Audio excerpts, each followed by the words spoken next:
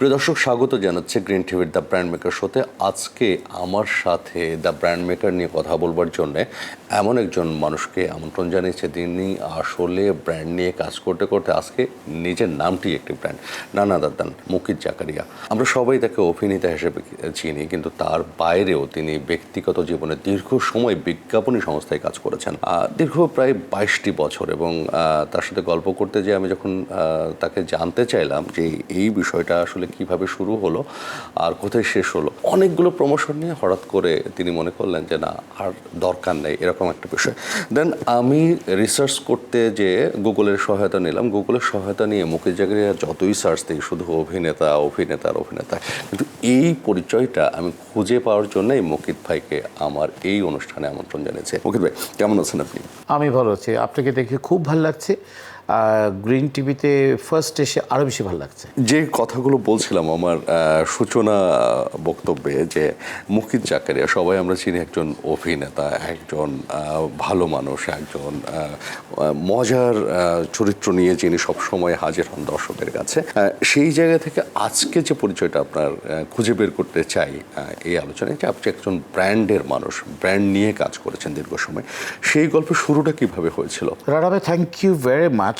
আপনি খুব সুন্দর একটা প্রশ্ন করেছেন। সত্যি কথা বলতে কি, রানা ভাই, আমি ফার্স্ট চিটং ছিলাম। চিটংয়ে আবার লেখাপড়া। চিটংয়ে বাবা জব করতেন, একটা সরকারি উচ্চপদস্থ কর্মকর্তা ছিলেন। আমি চিটংয়ে থাকতে থাকতে চিটংয়ে একটা প্রোগ্রাম হয় চিটং মিউজিক্যাল ব্যান্ড অ্যাসোসিয়েশনের। আজ থেকে প্রায় 25-30, আমার বয়স কিন্তু এত হয়নি, 25-30 বছর আগে একটি পয়লা বৈশাখের দিনে ফার্স্ট একটা কনসার্ট হয় আর কি, আউটডোর স্টেডিয়ামে। বাংলাদেশের ইতিহাসে যত কনসার্ট হয়েছে, এত বড় এত জাঁকজমক কনসার্ট কিন্তু কখনো হয়নি। ওইটি প্রথম শুরু। এটা আমাদের পার্থতা চলছে, পার্থতা পর্যন্ত স্বীকার করেছে। তো ওই কনসার্টটা ছিল ওপেন ইয়ার, প্রায় 70-80 হাজার দর্শক।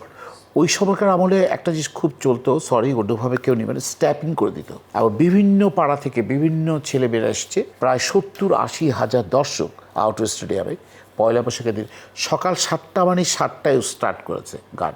এটা খুব দারুণ। এবং স্পার্ক ব্যান্ডের জামাল ভাইরা স্টার্ট করেছে সেই অসময়ে বাঁশি বাজারে একটি রবীন্দ্র সঙ্গীত দিয়ে শুরু করে। তো ওই কনসার্টটা করতে গিয়ে তখন ওখানে স্পন্সর করেছিল কোকাকোলা।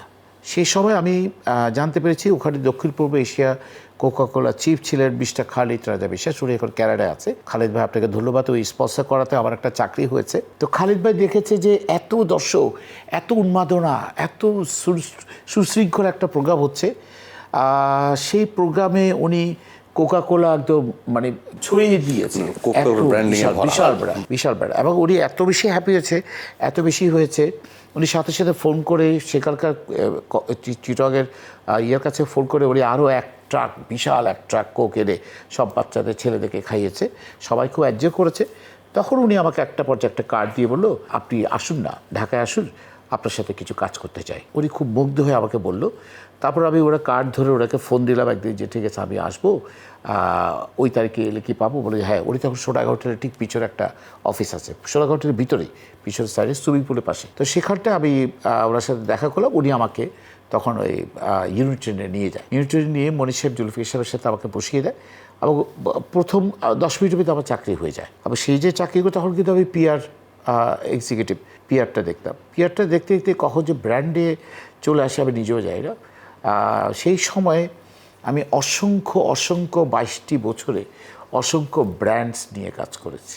সেই যে ইন্টারভিউ 10 মিনিট হলো, সেই ইন্টারভিউতে আসলে কি এমন ছিল যে আপনার চাকরিটা হয়ে গেল? নর্মালি ইন্টারভিউ দিলে কিন্তু চাকরি হয় না। খালিদ রাজা বিশ্বাস বাবু ভাইয়ের কারণে চাকরিটা হয়েছে। আমি মনে করি খালিদ ভাই, আমার ইন্টারভিউটা আসলে পুরোটাই সেটা কি ওই ইভেন্টের এক্সপিরিয়েন্স দেখে সেটা একটা পজিটিভ জায়গা তৈরি করেছিল? একদম সুন্দর জায়গা রানা ভাই আপনি হাত দিয়েছেন। থ্যাংক ইউ রানা ভাই, খুব অসাধারণভাবে আপনি আমাকে ক্যাচ করেছেন। খালিদ ভাই দেখেছে ওই ইন্টারভিউ, ওই কনসার্টে আমার অ্যাক্টিভিটিস, আমার প্রেজেন্টেশন, এগুলো দেখে উনি স্ট্রেঞ্জ হয়েছে, অবাক হয়েছে। তখন বললো যে সামনে ইভেন্ট, অনেকগুলো ইভেন্ট আছে, ইভেন্টের জন্য মনে হচ্ছে যে আমি একজন পারফেক্ট পারসন। সে কারণে উনি তৎকালীন ইউনাইটেডের উচ্চপদস্থ কর্মকর্তাদেরকে জিজ্ঞেস করেছে, বলেছে এই ছেলেটিকে আমার লাগবে, এই মানুষটিকে আমার দরকার, তখনই আমি তখন ওখানে ইন্টারভিউ খুব একটা লাগেনি। খালেদ ভাই একটা গল্প হয়েছে, উনি যখন একটা বলেছে পরিচয় হয়েছে। যে মানুষটাকে দরকার, এই মানুষটা হলে আমাদের সামনে যে প্রজেক্টগুলো আছে এই প্রজেক্টগুলো সাকসেসফুলি ভাবে শেষ করতে পারবো, সেটাই হয়েছে। সামনে ছিল ব্যান্ড মিউজিক অ্যাওয়ার্ড, যেটা সারা বাংলাদেশে সমস্ত ব্যান্ডরা পারফর্ম করবে, সেখান থেকে ফার্স্ট সেকেন্ড থার্ড। তারপর হচ্ছে তিনটি ব্যান্ড নিয়ে ব্র্যান্ড অ্যাম্বাসেডার করা, তখন ছিল সোলস রেনেসা ফিডব্যাক বা সোলস এলআরবি ফিডব্যাক, এরকম দিয়ে ব্যান্ড মিউজিক হতো। সেই সময় সেখানে সারা বাংলাদেশে এই ব্যান্ডগুলো নিয়ে বিভিন্ন জায়গায় পারফর্ম করতো। ব্র্যান্ডে মেন ছিল কোকাকোলা। G please. এই যে পিয়ারে জয়েন করলেন, পিয়ার থেকে ব্র্যান্ডে, পিয়ার এবং ব্র্যান্ড দুই জিনিস, কিন্তু একটার সাথে একটা কি পরিপূরক? পিয়ারটাকে যদি আমি এভাবে বলি মার্কেটিং, পিয়ারটা হচ্ছে এক ধরনের মার্কেটিং। আপনাকে আমি একটা কথা বলি, দেখো এখানে কিন্তু দুটো গাছ আছে, এই গাছের সম্পর্কে যদি আমি ইনগ্রেডিয়েন্টসগুলো আমি যদি প্রপারলি না বলি, মার্কেটিংটা যদি প্রপারলি না হয়, তাহলে সেলস আসবে না। আপনি অনেকেই দেখবে যে শুধু সেলস দিয়ে ঘুরে বেড়ায়, সেলস সেলস সেলস সেলস, শুধু সেলস দেখলে হবে না। মার্কেটিং প্রথম। আপনি ডিম আগে না মুরগি আগে? এটা তো জটিল একটা প্রশ্ন। জটিল প্রশ্ন হলো মুরগি আগে আপনি মুরগি আসতে হবে, তারপরে ডিম হবে। আপনাকে আগে মার্কেটিং করতে হবে। একটা প্রোডাক্ট নিয়ে আমি এই মোবাইলটা নিয়ে যদি মার্কেটিং না করি, এই মোবাইলেতে কী কী ইয়েগুলো আছে, ফিচারগুলো আছে, সেই ফিচারগুলো ধরেন আপনার যে মোবাইল, আপনার মোবাইলের ফিচার আছে মাত্র 40টা, আমার এই মোবাইলে আছে 100টা, কিন্তু আমার মোবাইলটা বাংলাদেশে কেউ কেনে না। যখন আপনার এই 50টা ফিচার মানুষের দৌড়গড়ে চলে গেছে, মানুষের মেমোরিতে চলে গেছে, ওরা কথায় ওই মোবাইলটা আমি দেবো, পার্টিকুলার মোবাইল, অথচ আমার এই মোবাইলে কিন্তু 100টা ফিচার আছে, আমারটা কিন্তু নিচ্ছে না। আমারটা তখনই নিবে এই 100টা ফিচারগুলো যারা মোবাইলটা কেনে তাদেরকে আগে অ্যাড্রেস করতে হবে। অ্যাড্রেস করার জন্য যেই জিনিসটা লাগবে তার জন্য 30, 40, 60 সেকেন্ড টিভিসি লাগবে। এই মার্কেটিং করার জন্য মার্কেটিং লোকজন নিয়োগ করে প্রতিটি দৌড় গড়াগড়ি যেতে হবে। তার মেমোরিতে একদম স্পষ্ট করে বুঝিয়ে দিতে হবে যে আমার ওই প্রোডাক্টটা কেন নেব, ওই প্রোডাক্টটা নিয়ে আমাকে কমফোর্টেবলি আমার আমার হাতে, আমার পকেটে, আমার সবসময় একদম প্রিয় সঙ্গী হিসেবে 100টা ফিচার আমার এই কাজে লাগবে। মানে একটা স্ট্র্যাটেজিক প্ল্যান এখানে ইম্পর্টেন্ট। এক্স্যাক্টলি, স্ট্র্যাটেজিক্যালি প্ল্যানটা এই কারণেই থাকা দরকার, কারণ হচ্ছে আপনি যদি প্রপার মার্কেটিং করতে না পারেন তখন কিন্তু প্রোডাক্টটা ফেল করে। আর প্রোডাক্টটা কোনো কারণে যদি ফেল করে, এটারও একটা মেডিসিন আছে। সেটা হচ্ছে আমার যখন জ্বর হবে, রানা ভাই আপনার যখন জ্বর হয়, তখন কিন্তু আমরা ডাক্তারের কাছে যাই। এই প্রোডাক্টটা যখন ফেল করবে, 100টা ফিচার থাকার পর সে ফেল করে, তখন এটা প্রোডাক্ট হেলথ চেক আপ করতে হবে। এটারও কিন্তু রোগ হয়। এই রোগটা হলে এই প্রোডাক্টটা নিয়ে আপনাকে কিন্তু হেলথ চেক আপ করতে হবে। হেলথ চেক আপ করে আপনাকে বের করতে হবে স্ট্র্যাটেজিক্যালি কোন জায়গায় ল্যাকিংসগুলো আছে। এই ল্যাকিংসগুলোর উপর ডিপেন্ড করেই কিন্তু আপনার পরবর্তী ডিসিশনগুলো নিতে হবে। আপনার কাজ করতে যে 22 ইয়ার্স আপনি কাজ করেছেন, আপনি কিন্তু বারবার 22 ইয়ার্স বলে আবার লজ্জা লাগে, কারণ আমার বয়স কিন্তু এতটা হয়নি। আপনি এই যে সীমিত সময়ের মধ্যে বিশাল একটা কাজ করেছেন, সেইটা থেকে মানে কোথায় চ্যালেঞ্জ ফিল করতে হয়েছিল? আমি জানি না আজকে ওনারা কীভাবে জিনিসটাকে অ্যাকসেপ্ট করে। সেটি হচ্ছে আমি একসময় ওই অফিসে থাকা অবস্থায় আমি একটা নুডলস নিয়ে কথা বলি।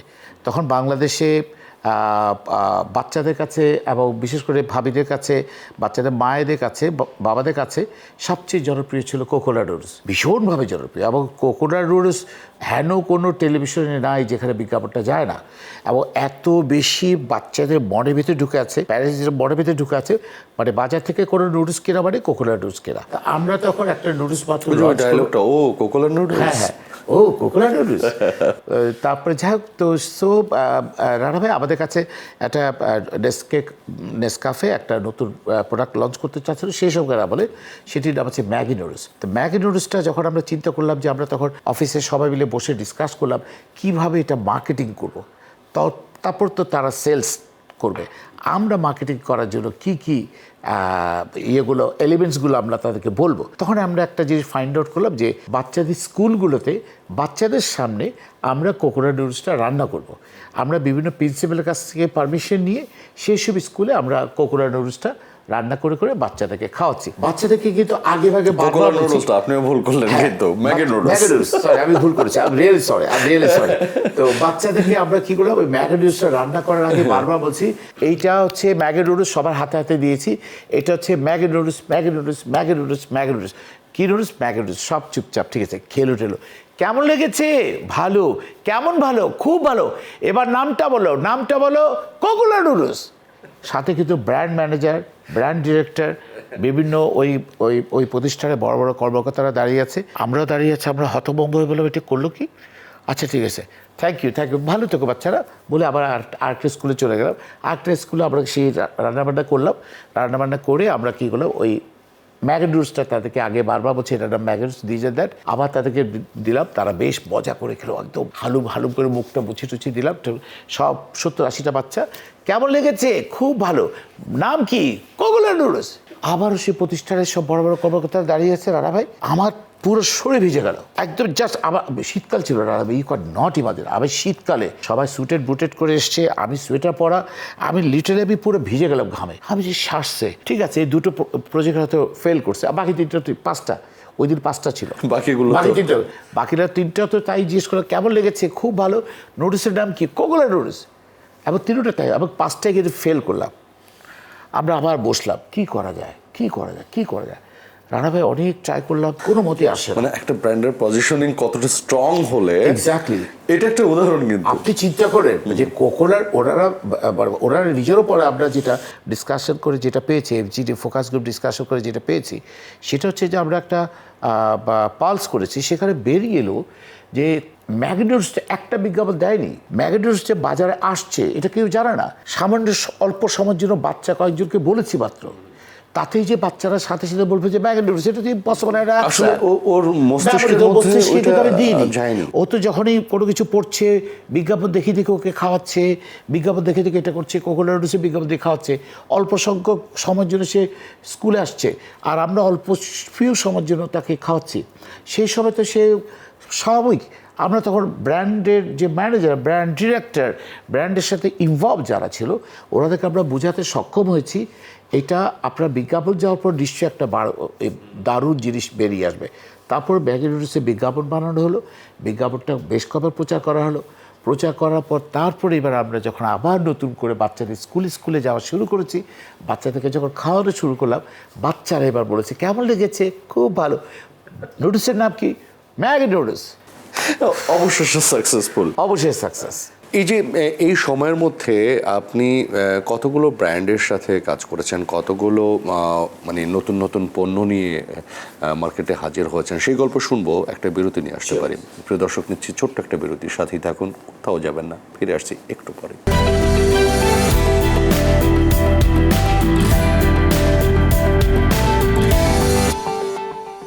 আপনি দেখছেন গ্রিন টিভি, আমরা কথা বলছি দ্য ব্র্যান্ড মেকার শো নিয়ে। আজকে আমার সাথে নানা দেন, যিনি নিজেই একজন ব্র্যান্ড, দা মুকিত জাকারিয়া। মুকিত ভাই, বলছিলাম যে আপনি এই যে বিজ্ঞাপনী সংস্থায় কাজ করবার যে পিরিয়ডটা, এই পিরিয়ডে অনেকগুলো পণ্য নিয়ে হয়তো কাজ করেছেন।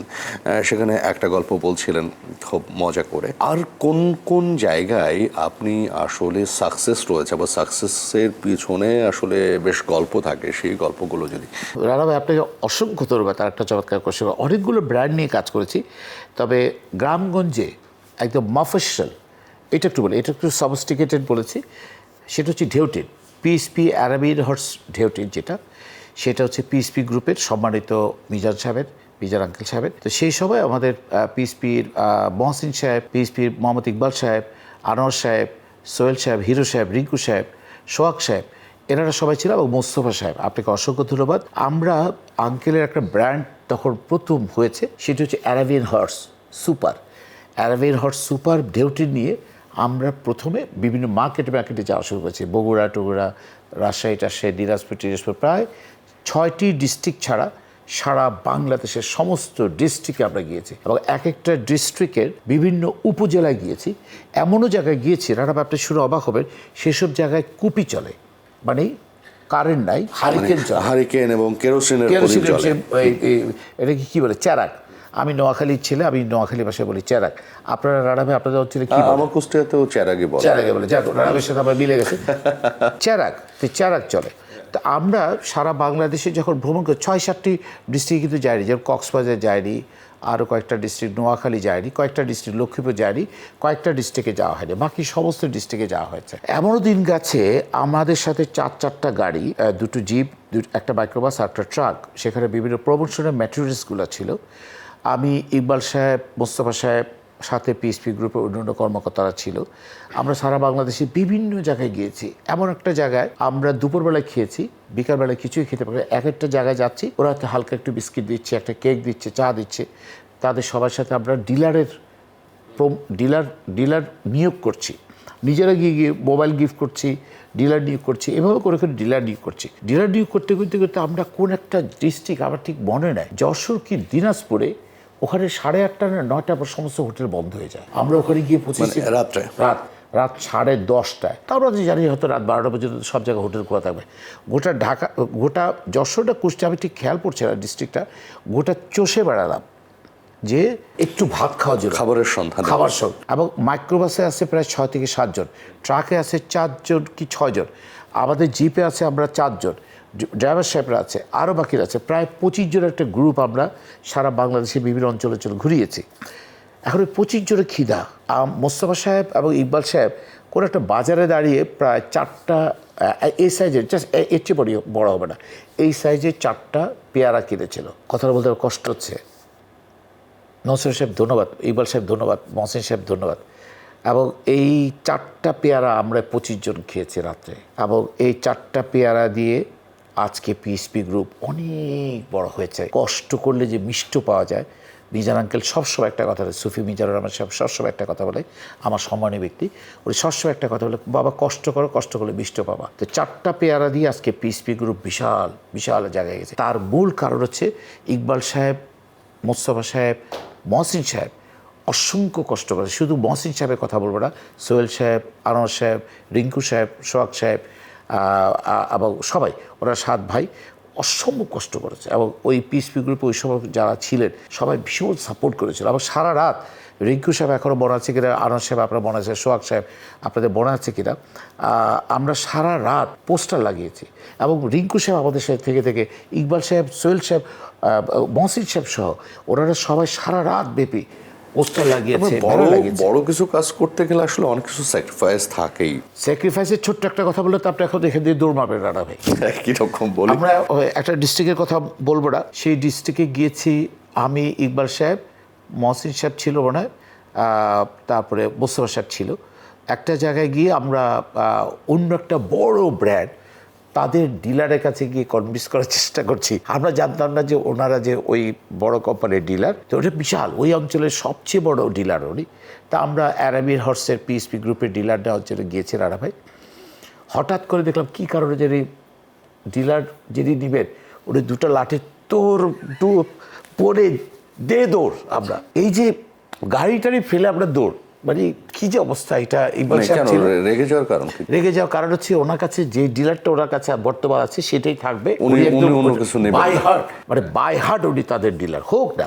বিজ্ঞাপনী সংস্থায় কাজ করবার জন্য সবচেয়ে বেশি একটা মানুষের মধ্যে কোন দক্ষতার প্রয়োজন বলে মনে করেন? চামড়াটা গন্ডারের চামড়া করতে হবে। কেন? এবার মার্কেটিং পিপলের চামড়াটা মোটা করতে হবে। এই জিনিসটা যদি আপনাকে না থাকে, আমি নাম বলবো একটা প্রোডাক্টে কাজ করতে গিয়ে, আমি সেই উপজেলার কথা বলবো না, সেই উপজেলা আমাকে ধাক্কা দিয়ে বেরিয়ে ফেলে দিয়েছিল। সেলসে যে ছেলেটা কাজ করে, যে ছেলেটা আদা চিনি চাইলে 1 কেজি 2 কেজি দেয়, তিনি আমাকে একটা জোরে ধাক্কা মেরে, লুঙ্গি পরা ছেলে, সেটাই পড়তেই পারে, উনি আমাকে ধাক্কা মেরে ফেলে, যান না মিয়া পর আসতে বলছি না বলে ধাক্কা একটা দিল। তো এই যে যান না মিয়া পর আসতে বলছিল, আমি শুধু বলেছি যে আমাদের প্রোডাক্টটা দেখার কেমন লাগে। আমি আবার ওই যে সেলসে যারা ছিল এনাদের সাথে মাঝে মাঝে যেতাম আর মার্কেটে যেতাম, মার্কেটের হাল হকিয়তগুলো একটু দেখার জন্য, রিসার্চের একটা অংশ। তো সেটা দেখতে গিয়েছি। সে যে ছেলেটা আধা কেজি 1.5 কেজি 1 কেজি চাল বিভিন্ন মানুষদেরকে দেয়, লুঙ্গি পরা আবার টি শার্ট পরা, সে আমাকে জোরে ধাক্কা মেরেছে, আমি লিটারালি পড়েও গেছি। আমরা যেসব ব্র্যান্ড নিয়ে ওই সময় যেসব কাজ করেছিলাম, তখন আমরা একটা দোকানে গিয়েছিলাম, ছোট্ট দোকান, মফস্বল একটা ছোট্ট দোকানে গিয়েছিলাম। তারপরে কি ওর কাছে আপনি আবার গিয়েছিলেন? আমি তার কাছে গিয়েছি। আবার গেছেন? এই যে বিজ্ঞাপনী সংস্থা তারপর সেটা তো সে অন্যভাবে কাজ করেছে, আমাকে দূর থেকে তো এটা তার আমি চামড়া মোটা না হলে আসলে মার্কেটিং ব্র্যান্ড এগুলো করা যাবে না। তাহলে কি চামড়া যখন মোটা হতে হতে আর মোটা হবার জায়গা নেই, তখনই শিফট করলেন, নিজেকে অ্যাক্টিং এ নিয়ে গেলেন, নাকি অ্যাক্টিং এর গল্পটা সম্পূর্ণ আলাদা? আচ্ছা, ওটা একদম ভিন্ন কথা। আমার কিন্তু এই 10 ইঞ্চি 24 ইঞ্চি 26 ইঞ্চি 56 ইঞ্চিতে আসার কথা ছিল না। আমার কথা ছিল মার্কেটিং নিয়ে, এই বক্সের মধ্যে থাকার কথা ছিল না। এটা আসলে জেদ এবং জিদ থেকে আসা, জেদ এবং জিদ থেকে আমি এসেছি। আমি যে প্রতিষ্ঠানে কাজ করতাম সেই প্রতিষ্ঠানের এমডি সাহেব, আমাদের একটা প্রোডাক্ট নিয়ে কাজ হচ্ছিল, সেটা হচ্ছে শুধু পিঠ দেখা যাবে আমাদের 10 জনের এমপ্লয়ি, আমরা যারা কাজ করতাম ওখান থেকে 10 জনকে সিলেকশন করেছিল, লাইক করেছি। তো সেখানে আমাদের অ্যাপোলো ভাই একটা ছবি তুলবে। ওই ছবিটা হচ্ছে ওই কারেন্ট চলে গেলে আইপিএস একটা বড় কোম্পানির নাম বলছি না, সে তার জাম্বো ওইটা দিয়ে একটা এসি চলবে, 6টা ফ্যান চলবে, 7টা 8টা লাইট জ্বলবে, আর সিঁড়িঘরের লাইটটা জ্বলবে। যাই হোক, সেটার একটা বিজ্ঞাপন হচ্ছে আর কি, নট টিভিসি ওবিসি ফটোশ্যুট, শুধুমাত্র পিঠ দেখা যাবে। তখনকার খুব জনপ্রিয় পত্রিকা হচ্ছে Ittefaq, Janakantha, observer, daily star. আমার উত্তেজনা দেখে, ওরে বাবা আমাকে দেখা যাবে, নো ফেস, পিঠটা দেখা যাবে, পিঠটা দেখা যাবে। আমার তো টেলিফোনে 24 ঘন্টা সবাইকে বলে বেড়াচ্ছে আমাকে কালকে দেখা যাবে, ফাইন। আমারও তো, এটা শুধু আমার একার না, ওই যে বাকি 9 জন বসছে তাদেরও একই অবস্থা। তো বসে আছি, হঠাৎ করে সিঁড়ি আমার এমডি সাহেব এলো। অ্যাপোলো ভাই জাস্ট প্রথম 1 2 3 বলবে, 3 বলার আগে 1 বলছে, সাথে সাথে এই ওয়াই ইউ হিয়ার, আপনাকে বলছে, আমাকে বলছে আবার এমডি সাহেব, গট আউট। এমন চিৎকার করে বললো যে যাও তুমি তোমার ডেস্কে যাও, ডেস্কে গিয়ে তোমার দিনের কাজগুলো শেষ করো। তাহলে যে বস দিনের কাজ তো শেষ, নো আমি তোমাকে এখানে দেখতে চাই না। আমার মতো একটা জুনিয়র এক্সিকিউটিভ, তখন কিন্তু এক্সিকিউটিভ আমি, শার্টটা নিলাম এক কোণা থেকে নিয়ে, আমার মতো একটা পার্সনের চোখের পানি পড়ছে, আর সিঁড়িটা এক হাত দিয়ে ধরে ধরে যাচ্ছি আর নিচে নামছি। আল্লাহকে বলছে, আল্লাহ তুমি একবার হলো আমার এই ভুতুম মার্কা চেহারাটায় একটা অন্তত টিভিসি করা যাবে, একটা। তা আল্লাহ আমার কথাটা এমনভাবে শুনেছে, আল্লাহর কাছে কৃতজ্ঞ যে আমি প্রায় মজা করে সব জায়গায় বলেছি যে আমার আর 6-6টি টিনেজ গার্লফ্রেন্ডের। রিসেন্ট আমি একটা কাজ করেছি ম্যাক্স কোলা, সাবিন ভাই বাসু জায়গায়, সাবিন ভাইকে ধন্যবাদ, সাবিন ভাই সেটা করিয়ে দিয়েছে, আপনার খুব কাছের মানুষ। তো ওটা করলাম ম্যাক্স কোলা। এখন আমি সবাইকে 6টা বলি না, 5-5টা টিনেজ গার্লফ্রেন্ড হলে আবার 100টা টিভিসি হবে। যেটা চেয়েছেন, সেটা মন থেকে চেয়েছেন, সেটা করতে পেরেছেন। আমরা শেষ করব, বিশেষ করে তরুণ যারা বিজ্ঞাপনী সংস্থায় কাজ করতে আসবে তাদের উদ্দেশ্যে আপনি কি টিপস দেবেন? ভালোভাবে ধ্যান জ্ঞান দিয়ে স্ট্র্যাটেজিক্যালি, স্পেশালি যেটা বলবো, একটু পড়াশোনা করতে হবে, ভাবতে হবে, চিন্তা করতে হবে, এবং প্রচুর এটা নিয়ে রিসার্চ করতে হবে। আমি যদি গ্রিন টিভিটা কেন, কী কারণে এই জায়গাটা সে স্টে করছে, কেন, কী কারণে সে এটা স্টে করছে, এই 3টা জিনিস আলাদা আলাদা করে ভাঙতে হবে। ও কেন লিডার, ও পজিশনটা কোথায়, পজিশনিংটাকে ফাইন্ড আউট করতে হবে। কোনো কারণে যদি এই গ্রিন টিভি যদি ডাউন হয়ে যায়, সেটা কেন হচ্ছে, সেটার উপর একটা ব্র্যান্ড হেলথ চেক আপ করতে হবে। Health check up must. যে কোনো ব্র্যান্ড যখনই পড়ে যায়, কখনো মালিকপক্ষ ব্র্যান্ড হেলথ চেক আপ করে না, অবশ্যই ব্র্যান্ড হেলথ চেক আপ করতেই হবে। কারণ ব্র্যান্ড হেলথ চেক আপ, আমার শরীর যখন খারাপ হয়, আমার ফ্যামিলি আমাকে ডক্টরের কাছে নিয়ে যায়, কেন, আমার হেলথ ডিস্টার্ব হয়েছে, ডক্টর তখন আমাকে মেডিসিন সাজেস্ট করে যে এই মেডিসিনগুলো আপনি খাবেন। ঠিক তেমনি যখনই রানা ভাই গ্রিন টিভি ডাউন হবে, অবশ্যই গ্রিন টিভির কর্তৃপক্ষের উচিত এটারও ব্র্যান্ড হেলথ চেক আপ করতে হবে। হলে তখন সেখান থেকে বেরিয়ে আসবে কোন কারণে গ্রিন টিভির পজিশন এখানে কেন, এটা এখানে না কেন। তার মানে অনুসন্ধিৎসু একটা মন থাকতেই হবে আসলে ব্র্যান্ড মার্কেটিং নিয়ে কাজ করতে হলে, এবং অলওয়েজ সার্চিং ফর নিউ এবং সার্চিং ফর ইনোভেশন। এনাকে বিট দেওয়ার জন্য তো অনেকে দাঁড়িয়ে আছে, রাইট। সে অনেকে কি কারণে এবং bid দিল? এটাকে নিয়েও অন্যদের সাথে বিট করতে হবে। বিট করতে হবে। আপনাকে যখনই একটা মানুষকে নিয়ে বিট করতে হবে, একটা পার্সনকে নিয়ে বিট করতে হবে, একটা প্রোডাক্টকে নিয়ে বিট করতে হবে, সেই প্রোডাক্টের ইনগ্রিডিয়েন্টসগুলো কি কারণে সে ওর কাছে সেরা। আমার গ্রিন টিভি কেন সেরা না, এই যে কেন এবং সেরা না, এই তিনটাকে ডিফাইন করতে হবে। অনেক অনেক কথা বললাম, অনেক গল্প শুনলাম, তারপরে গল্প তো আপনার এই যে সীমিত 22 বছরের মধ্যে আসলে এই গল্প তো শেষ হবে না, আরো অনেক অন্য গল্প সময় আছে। হয়তো গল্প করবে এবং ইনশাআল্লাহ। আপনাকে গ্রিন টিভির পাশে পাবো, সাথে পাবো, সেই প্রত্যাশা রাখছি। ওকে জাকারিয়া ভাই, অসংখ্য ধন্যবাদ। Thank you very much Rana ভাই, আপনাকে অসংখ্য ধন্যবাদ। গ্রিন টিভিকে অনেক ধন্যবাদ এবং ভালো থাকবেন, বেস্ট অফ লাক। আসসালামু আলাইকুম। প্রিয় দর্শক, এই ছিল আজকের দ্য ব্র্যান্ড মেকার শোতে। দেখা হবে আবারও নতুন আয়োজনে এবং নতুন মানুষের সাথে নতুন নতুন কথা নিয়ে। সে পর্যন্ত সবাই দেখুন গ্রিন টিভি।